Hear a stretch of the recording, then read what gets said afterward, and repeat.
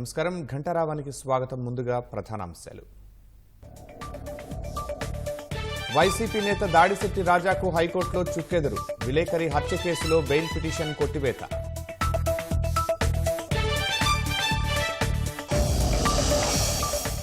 కాసేపట్లో పల్నాడు జిల్లాలో పవన్ కళ్యాణ్ పర్యటన. జగన్ కు చెందిన సరస్వతి పవర్ భూముల పరిశీలన.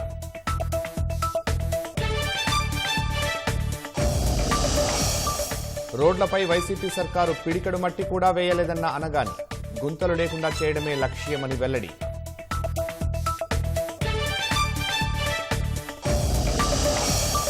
సల్మాన్ ఖాన్ కు మరోసారి బిష్ణోయ్ గ్యాంగ్ బెదిరింపులు. 5 కోట్లు ఇవ్వకుంటే చంపేస్తామని సందేశాలు.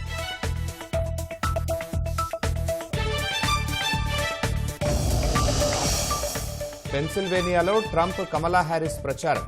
పరస్పర విమర్శలతో వేడెక్కిన రాజకీయం.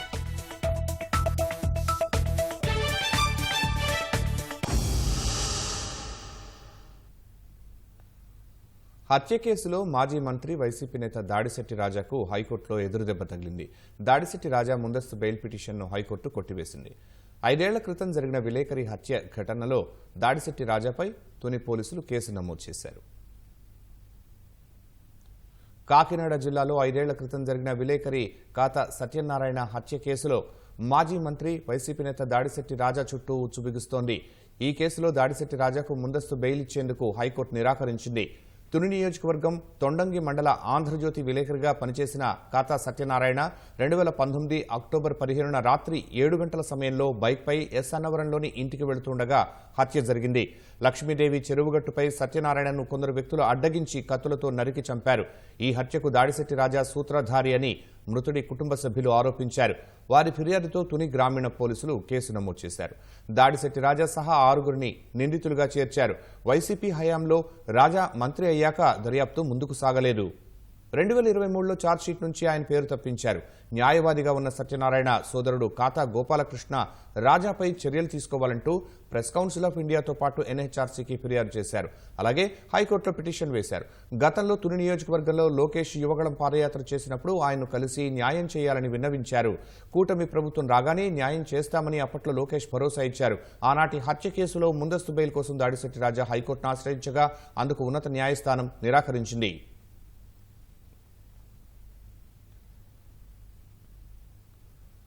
పోలవరం పనుల పురోగతిపై ముఖ్యమంత్రి చంద్రబాబు నాయుడు సమీక్ష నిర్వహించనున్నారు. దీనికి సన్నాహకంగా మంత్రి రామానాయుడు అధికారులతో ముందుగానే సమీక్ష చేస్తున్నారు. ప్రాధాన్య ప్రాజెక్టుల పనులు ఈ నెల నుంచే ప్రారంభించాలని ఇప్పటికే ముఖ్యమంత్రి నిర్దేశించారు. అందుకు అనుగుణంగా పోలవరం, వెలిగొండ, చింతలపూడి, గోదావరి, పెన్నా అనుసంధాన ప్రాజెక్టులపై జలవనరుల శాఖ ఉన్నతాధికారుల ఏజెన్సీలతో మంత్రి చర్చించారు. పోలవరం డయాఫ్రమ్ వాల్, ఈసీఆర్ఎఫ్ నిర్మాణంపై రేపటి నుంచి నిపుణులతో నిర్వహించే కార్యశాల వివరాలను అడిగి తెలుసుకున్నారు.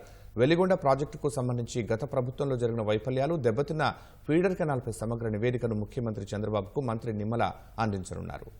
ఇక డ్రోన్, ఐటీ, సెమీకండక్టర్ పాలసీలపైన నేడు ముఖ్యమంత్రి సమీక్ష చేస్తారు. పెట్టుబడిదారులతో చంద్రబాబు సమావేశం కానున్నారు.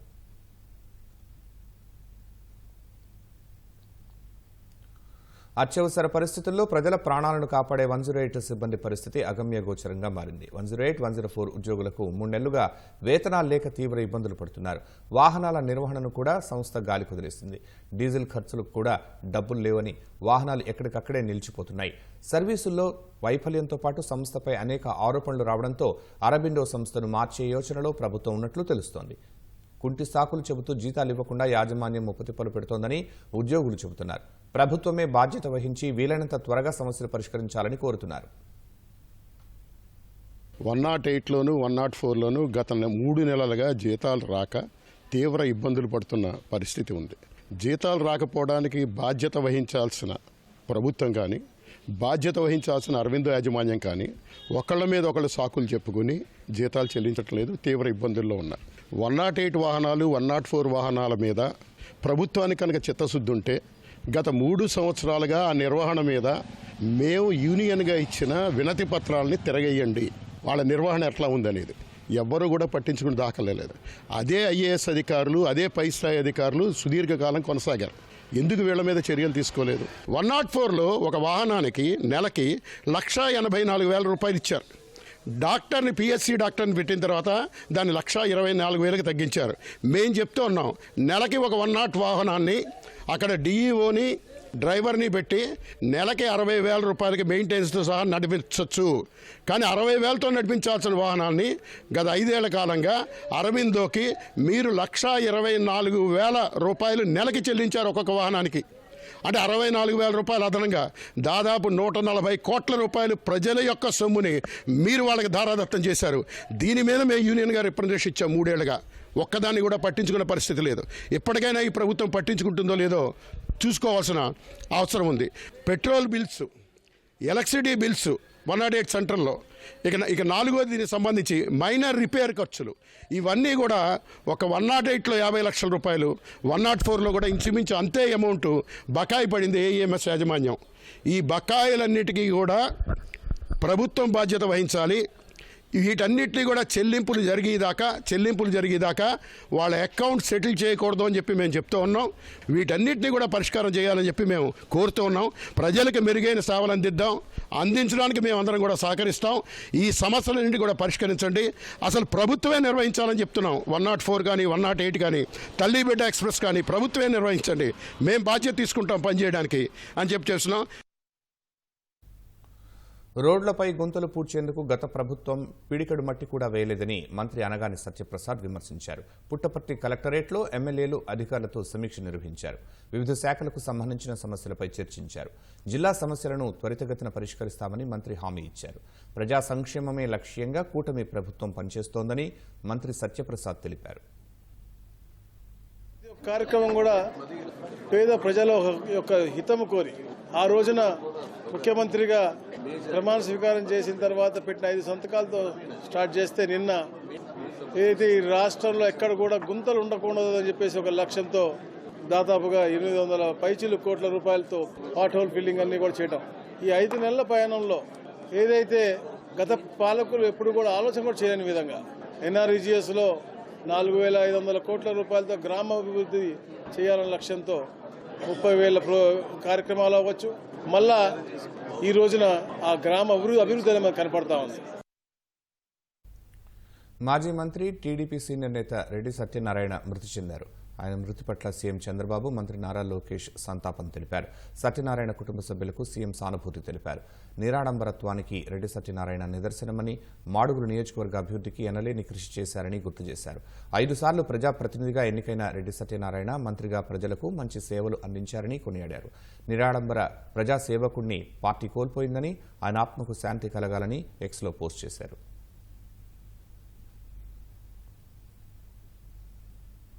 డ్రోన్, ఐటీ, సెమీకండక్టర్ పాలసీలపై అధికారులతో సీఎం చంద్రబాబు సమీక్ష నిర్వహించనున్నారు. విజయవాడ నుంచి మరింత సమాచారం మా ప్రతినిధి ధనంజయ్ ప్రత్యక్ష ప్రసారం ద్వారా అందిస్తారు.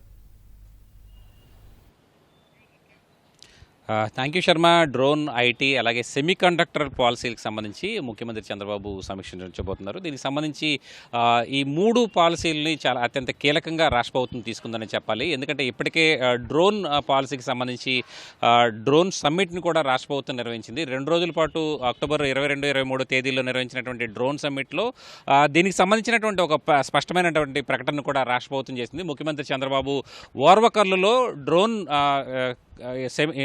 మ్యానుఫ్యాక్చరింగ్ క్లస్టర్ కోసం దాదాపుగా 300 ఎకరాల స్థలాన్ని కేటాయిస్తున్నట్టుగా కూడా ఇప్పటికే ప్రకటించారు. అక్కడికి పెద్ద ఎత్తున దానికి సంబంధించినటువంటి ఇన్ఫ్రాస్ట్రక్చర్ అంతా క్రియేట్ చేస్తాం. మౌలిక సదుపాయాలన్నీ కూడా పరిశ్రమకు కావాల్సినటువంటి డ్రోన్ పరిశ్రమకు కావాల్సినటువంటి మౌలిక సదుపాయాలన్నీ కూడా ఏర్పాటు చేస్తాం.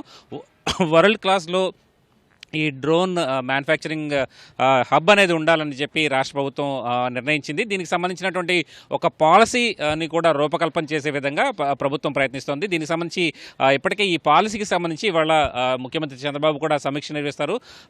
ప్రధానంగా చెప్పాలంటే ఈ డ్రోన్ పాలసీకి సంబంధించి రాష్ట్ర ప్రభుత్వం నిర్వహించినటువంటి సమ్మిట్లో కూడా ఇప్పటికే తేటతలం చేస్తుంది. అమరావతిని డ్రోన్ హబ్ ఆఫ్ ఇండియాగా తీర్చిదిద్దాలి. మొత్తం దేశవ్యాప్తంగా డ్రోన్ ఒక అమరావతి ఒక కేంద్ర ప్రాంతంగా ఉండాలని చెప్పి రాష్ట్ర ప్రభుత్వం నిర్ణయించింది. ఇక్కడే ఉత్పత్తి, రీసెర్చ్ అండ్ డెవలప్మెంట్తో పాటు డ్రోన్లకు సంబంధించినటువంటి అంశాల్లో ప్రతి అంశంలో కూడా ఏపీ అగ్రగామిగా ఉండాలి, అమరావతిని డ్రోన్ హబ్గా తీర్చిదిద్దామని చెప్పి రాష్ట్ర ప్రభుత్వం స్పష్టంగా చేసి చెప్పింది. ఇప్పటికే రాష్ట్రంలో డ్రోన్కి సంబంధించినటువంటి వివిధ అంశాల్లో వాటిని వినియోగిస్తూ ఉన్నారు. వ్యవసాయంతో పాటు వైద్యారోగ్యానికి సంబంధించినటువంటి అంశాల్లో కూడా, అలాగే పబ్లిక్ సేఫ్టీ అంశానికి సంబంధించి కూడా డ్రోన్ ఉపయోగపడుతుంది. అయితే ఈ డ్రోన్లు గేమ్ చేంజర్గా ఉండబోతుందన్నది రాష్ట్ర ప్రభుత్వ ఆలోచనగా ఉంది. ఈ గేమ్ చేంజర్ అంటే విప్లవాత్మకమైనటువంటి ఒక సంస్కరణగా ఈ డ్రోన్ వినియోగం, అలాగే డ్రోన్ టెక్నాలజీ సంబంధించినటువంటి అమలు అనేది ఒక విప్లవాత్మకమైన మార్పుగా ఉండబోతోంది. దీనికి సంబంధించి ఒక పాలసీని కూడా రాష్ట్ర ప్రభుత్వం రూపొందించింది. ఈ ముసాయిదా పాలసీ పైన ఇవాళ ముఖ్యమంత్రి చంద్రబాబు కూడా సమీక్షించున్నారు. మొత్తం మీద డ్రోన్ పాలసీ ద్వారా అంటే కేంద్ర ప్రభుత్వంతో సమన్వయం చేసుకుని ఈ డ్రోన్లని వినియోగాన్ని వివిధ అంశాల్లో, వివిధ రంగాల్లో ప్రోత్సహించాలన్నది రాష్ట్ర ప్రభుత్వ ఆలోచనగా ఉంది. ఇందులో భాగంగానే రాష్ట్రంలో డ్రోన్ల తయారీతో పాటు రీసెర్చ్ అండ్ డెవలప్మెంట్కి సంబంధించి కూడా 300 ఎకరాలని వరవకల్లు వద్ద కేటాయిస్తూ రాష్ట్ర ప్రభుత్వం నిర్ణయం కూడా తీసుకుంది. అయితే ప్రస్తుతం వినియోగిస్తున్నటువంటి వ్యవసాయంలో డ్రోన్లని ఎరువులు, అలాగే పురుగు మందుల పిచికారీ కోసం వినియోగిస్తున్నటువంటి పరిస్థితి. అయితే ఈ డ్రోన్ల ద్వారా దాదాపుగా 95% సమయం కూడా రైతుకు ఆదా అయ్యే విధంగా ప్రస్తుతం ఈ డ్రోన్లను డ్వాక్రా మహిళలకు ఇవ్వడం, అలాగే రాష్ట్రంలో డ్రోన్ పైలట్ సర్టిఫికేషన్గా ఏపీ డ్రోన్ కార్పొరేషన్ మార్చడం కూడా ఒక నిర్ణయంగా ఉంది. ప్రస్తుతం 35,000 మందిని ఈ డ్రోన్ సర్టిఫికేషన్లో భాగంగా పైలట్లుగా దీనికి సంబంధించినటువంటి నైపుణ్యాభివృద్ధి కల్పించాలని చెప్పి రాష్ట్ర ప్రభుత్వం భావిస్తోంది. దీనికి సంబంధించి క్వాలిటీ కంట్రోల్ ఆఫ్ ఇండియాతో కూడా, QCIతో కూడా రాష్ట్ర ప్రభుత్వం ఒప్పందం చేసుకుంది. దీనికి సంబంధించి ఆ QCI నుంచి ఆంధ్రప్రదేశ్ డ్రోన్ కార్పొరేషన్ ఒప్పందం చేసుకుంది. అలాగే తిరుపతి IITతో కూడా ఒప్పందం చేసుకుంది. దీనిలో భాగంగానే 35,000 మందికి డ్రోన్ పైలట్ సెక్షన్ కూడా అందించాలని చెప్పి రాష్ట్ర ప్రభుత్వ ఆలోచనగా ఉంది. అయితే మొత్తం మీద QCIతో దీనికి సంబంధించినటువంటి సర్టిఫికేషన్ ఏజెన్సీగా డ్రోన్ కార్పొరేషన్ కూడా ఉండబోతుంది. మొత్తం మీద ఒక డ్రోన్ పాలసీ అనేది ఒక గేమ్ చేంజర్గా రాష్ట్రంలో ఉండబోతోంది అనేది ప్రధానంగా చెప్పుకునే అంశం. ఇక ఐటీ అంశానికి సంబంధించి కూడా రాష్ట్ర ప్రభుత్వం ఒక కీలకమైనటువంటి ముసాయిదాని ఇప్పటికే రూపొందించింది.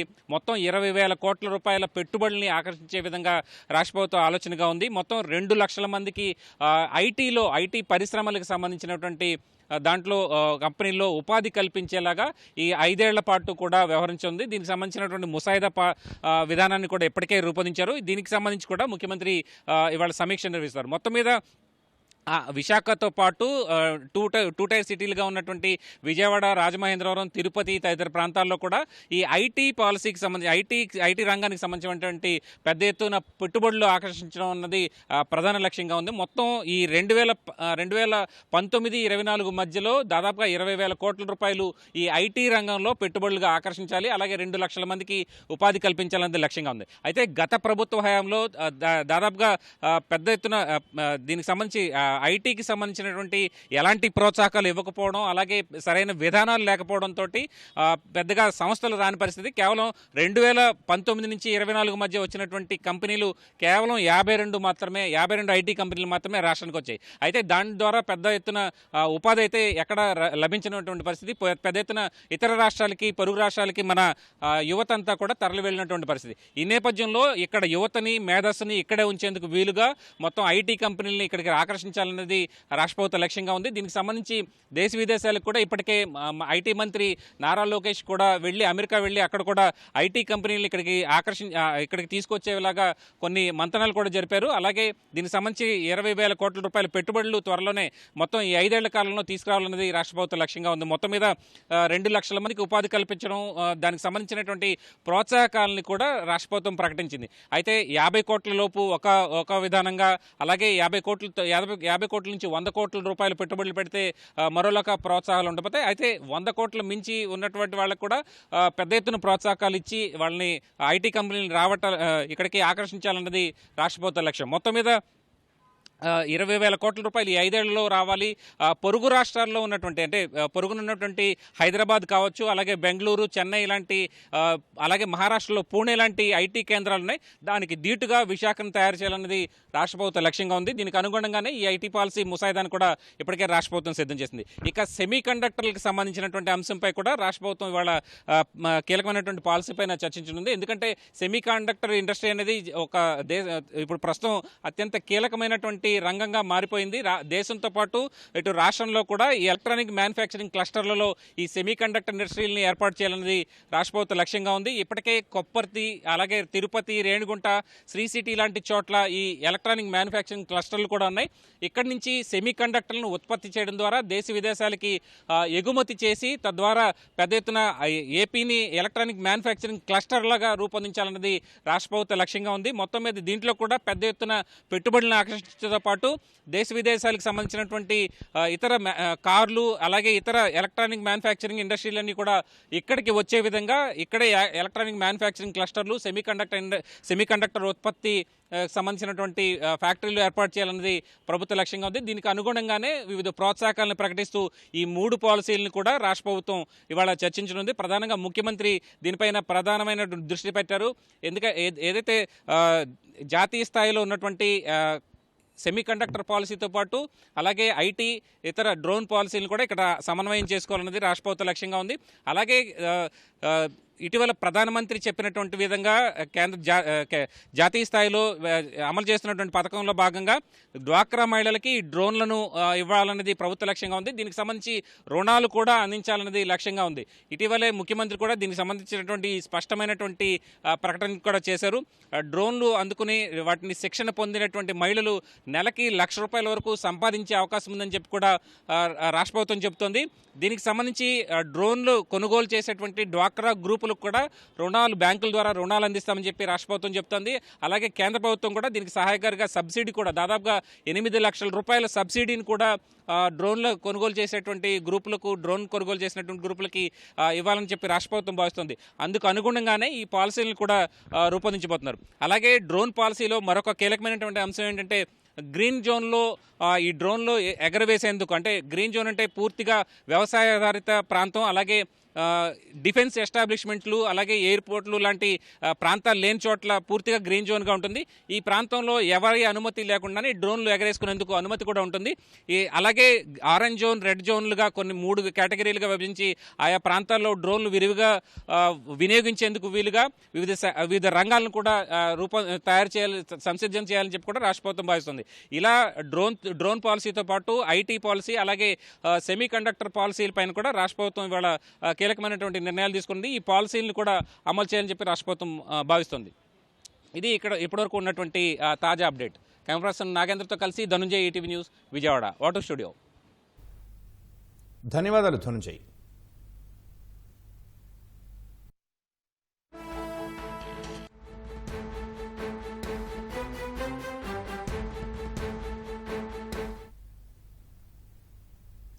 వైసీపీ ప్రభుత్వ హయాంలో కొంతమంది పోలీసులు సరిగ్గా విధులు నిర్వహించలేదని, గత 5 ఏళ్లలో కొన్ని తప్పులు జరిగాయని డీజీపీ ద్వారకా తిరుమలరావు అన్నారు.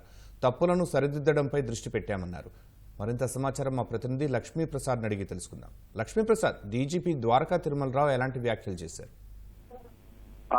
శర్మ, రాష్ట్ర డీజీపీ ద్వారకా తిరుమలరావు అనంతపూర్ కు వచ్చారు. అనంతపూర్ లో డిఎస్పీల పాసింగ్ అవుట్ పెరేడ్ లో పాల్గొన్న అనంతరం ఆయన మీడియాతో మాట్లాడుతూ గత 5 ఏళ్లలో కొన్ని తప్పులు జరిగిన మాట వాస్తవమని, అయితే ఆ తప్పులను సరిదిద్దే పనిలో ఉన్నామని, దాని మీద పూర్తి స్థాయిలో దృష్టి సారించామని, ముఖ్యంగా పోలీసులు బాధ్యతాయుతంగా వ్యవహరించేలా వాళ్ళను తీర్చిదిద్దడం మీద పూర్తి స్థాయిలో దృష్టి పెట్టామని చెప్పారు.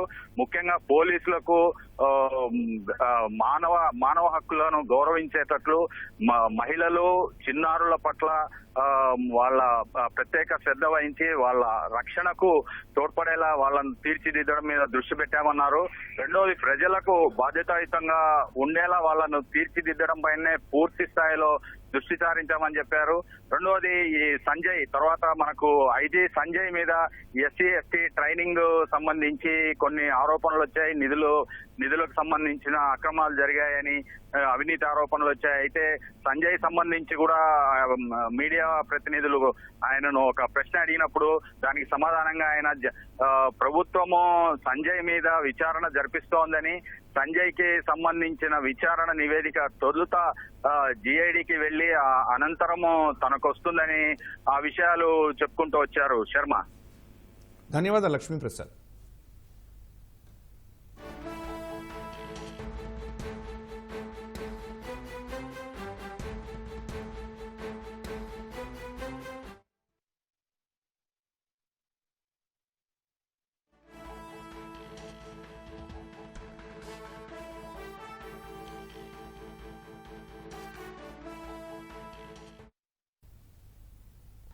అనంతపురం జిల్లా ఉరవకొండ జిల్లా పరిషత్ సెంట్రల్ ఉన్నత పాఠశాల విద్యార్థులు రాష్ట్ర స్థాయి క్రీడల్లో బంగారు, వెండి పతకాలు సాధించారు. ఫుట్బాల్, బ్యాడ్మింటన్లో సిల్వర్ మెడల్స్, సెపక్ తక్రా పోటీల్లో బంగారు పతకాన్ని సాధించారని పాఠశాల పీటీ మారుతి ప్రసాద్ తెలిపారు. మొత్తం 16 మంది విద్యార్థులు పోటీల్లో పాల్గొంటే 7 పతకాలు సాధించారని ఇన్ఛార్జ్ హెచ్ఎం మహమ్మద్ హనీఫ్ తెలిపారు.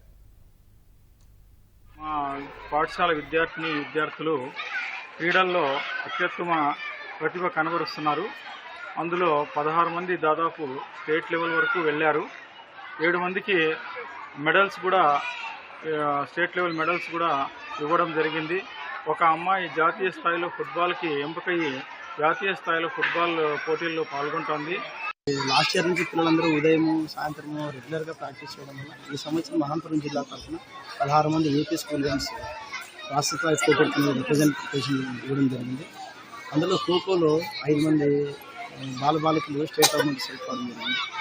తర్వాత ఫుట్బాల్లో 4 పిల్లలు, అందులో అండర్ 17 విభాగంలో రూపా అనే అమ్మాయి, అఖిల అమ్మాయి అనే అమ్మాయి గుంటూరు వెనుకొండలో జరిగినటువంటి స్టేట్ టోర్నమెంట్లో పాల్గొని అక్కడ బాగా పర్ఫామ్ చేసి అక్కడ బి అఖిల అనే అమ్మాయి జాతీయ స్థాయి ఫుట్బాల్ పోటీలు పంపుకుంది. ఆమె ఈ నెల 26 నుంచి 30 తారీఖు వరకు జమ్మూ కాశ్మీర్ శ్రీనగర్లో జరిగేటువంటి గవర్నమెంట్లో జాతీయ స్థాయి ఫుట్బాల్ పోటీలో పాల్గొంటుంది. వైసీపీ హయాంలో కేంద్ర సర్వీసుల నుంచి డిప్యుటేషన్పై వచ్చి రిజిస్ట్రేషన్ శాఖలో అనేక అక్రమాలకు పాల్పడిన వివరాస్పద అధికారి రామకృష్ణ చల్లగా జారుకున్నారు. ఆయనపై చర్యల విషయంలో ఉన్నతాధికారులు మీనమేషాలు లెక్కించడం, ఈలోగా డిప్యుటేషన్ గడువు ముగియడంతో డీమ్ టు బి రిలీవ్డ్ అనే క్లాజ్ను అడ్డుపెట్టుకుని ఆయన ఢిల్లీ వెళ్లిపోయారు. గత 5 ఏళ్లలో కేంద్ర సర్వీసుల నుంచి డిప్యుటేషన్పై వచ్చి వైసీపీ పెద్దల పాపాల్లో భాగం పంచుకున్న అధికారుల్లో మరొకరు జారుకున్నారు. వైకాపా పెద్దలు చెప్పిన దానికల్లా తలూపి రిజిస్ట్రేషన్ల శాఖలో రామకృష్ణ చేసిన అక్రమాలపై ప్రాథమిక ఆధారాలు ఉండటంతో కూటమి ప్రభుత్వం ఆయనకు పోస్టింగ్ ఇవ్వకుండా పక్కన పెట్టింది. ఈ స్టాంపింగ్ విధానం ప్రవేశపెట్టడంలోనూ అవకతవకలకు పాల్పడినట్లు ప్రాథమిక దర్యాప్తులో తేలడంతో విజిలెన్స్ విచారణ జరిపించింది.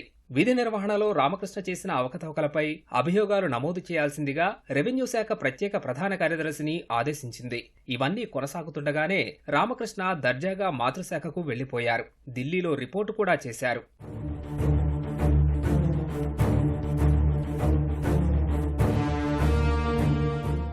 ఆస్తుల క్రయ విక్రయ దస్తావేజుల రిజిస్ట్రేషన్కు ఎప్పటి నుంచో అమల్లో ఉన్న నాన్ జ్యుడిషియల్ స్టాంప్ పేపర్ల విధానానికి స్వస్తి పలికి దాని స్థానంలో ఈ స్టాంపింగ్ విధానాన్ని వైసీపీ సర్కారు ప్రవేశపెట్టడంలో రామకృష్ణదే కీలక పాత్రనే ఆరోపణలున్నాయి. ఈ విధానం అమలుకు స్టాక్ హోల్డింగ్ కార్పొరేషన్ అనే సంస్థతో ఒప్పందం చేసుకున్నారు. రిజిస్ట్రేషన్ చేసుకునే వారి నుంచి వసూలు చేసే ఫీజుల మొత్తాన్ని అదే రోజు కాకుండా మర్నాడు జమ చేసేలా స్టాక్ హోల్డింగ్ కార్పొరేషన్ కు వెసులుబాటు కల్పించారు. అది ప్రభుత్వానికి నష్టదాయకమని ప్రభుత్వం విజిలెన్స్ విచారణకు ఆదేశించింది. ఇక కేంద్ర ప్రభుత్వ విభాగమైన ఎన్ఐసిని పక్కన పెట్టి రిజిస్ట్రేషన్ల శాఖకు సంబంధించిన కార్డు 2.0 సాఫ్ట్వేర్ రూపకల్పన బాధ్యతను క్రిటికల్ రివర్ అనే సంస్థకు అప్పగించడంలోనూ రామకృష్ణదే కీలక పాత్ర అని ఆరోపణలున్నాయి. కార్డు 2.0ని కూడా తామే చేసిస్తామని ఎన్ఐసి చెప్పినా పెడచెవన పెట్టి క్రిటికల్ రివర్ కు 35 కోట్ల రూపాయల కాంట్రాక్ట్ కట్టబెట్టారు. టెండర్ నిబంధనల్ని ఆ సంస్థకు అనుకూలంగా రూపొందించారన్న ఆరోపణలు ఉన్నాయి.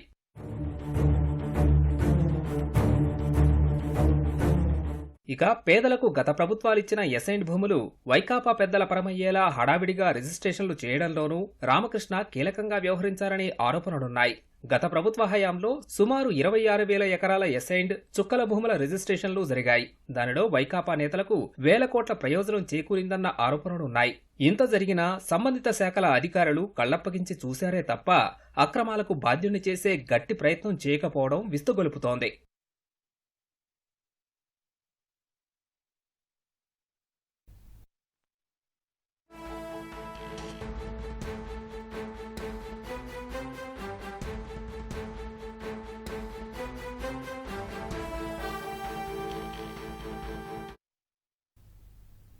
కుప్పం మున్సిపల్ చైర్మన్ పదవికి సుధీర్ రాజీనామా చేశారు. విజయవాడలో సీఎం సమక్షంలో టీడీపీలో చేరనున్నారు. మరింత సమాచారం మా ప్రతినిధి నారాయణప్పని అడిగి తెలుసుకుందాం. నారాయణప్ప, కుప్పం మున్సిపల్ చైర్మన్ పదవికి సుధీర్ రాజీనామాకు సంబంధించిన వివరాలు ఏంటి? శర్మ, వైకాపా నాయకుడు Kuppam municipal chairman doctor Sudheer పదవి పార్టీతో పాటు చైర్మన్ పదవికి రాజీనామా చేశారు. గతంలో కుప్పం మున్సిపల్ పురపాలక పరిధిలో ఈ 7 టీడీపీ కౌన్సిలర్లు గెలుపొందారు. మిగిలిన వారందరూ వైకాపా నాయకులు గెలుపొందారు. ఎన్నికల సమయంలో పూర్తిగా అధికారాన్ని దుర్వినియోగం చేసి వైకాపా నాయకులు, అదే విధంగా మాజీ మంత్రి పెద్దిరెడ్డి రామచంద్రారెడ్డి తన పదవిని అడ్డం పెట్టుకొని చెప్పి అక్రమాలకు పాల్పడడం ద్వారా కుప్పం మున్సిపాలిటీలో విజయం సాధించారని చెప్పి తీవ్ర విమర్శలు వ్యక్తమయ్యాయి. ఈ నేపథ్యంలోనే సుధీర్ తన పదవికి రాజీనామా చేయడంతో పాటు ఏకంగా వైకాపా సభ్యత్వానికి కూడా రాజీనామా చేశారు. అదేవిధంగా మరికొద్దిసేపట్లో ముఖ్యమంత్రి చంద్రబాబు నాయుడు సమక్షంలో తెలుగుదేశం పార్టీలో చేరున్నారు. తెలుగుదేశం పార్టీలోకి చేరాలనుకునే ఎవరైనా కూడా ప్రజాస్వామ్యబద్ధంగా గతంలో తాము వేరే పార్టీ నుంచి ఎన్నికైన వారు పార్టీలోకి చేరాలనుకుంటే తమ పార్టీ పదవులతో పాటు పార్టీలో సభ్యత్వంతో పాటు పదవులకు కూడా రాజీనామా చేయాలని చెప్పి ముఖ్యమంత్రి చంద్రబాబు నాయుడు స్పష్టమైన ఆదేశాలు జారీ చేసిన నేపథ్యంలో సుధీర్ తన మున్సిపల్ చైర్మన్ పదవితో పాటు పార్టీ సభ్యత్వానికి కూడా, వైకాపా సభ్యత్వానికి కూడా రాజీనామా చేశారు. ఈ నేపథ్యంలోనే తెలుగుదేశం పార్టీలో చేరనున్నారు.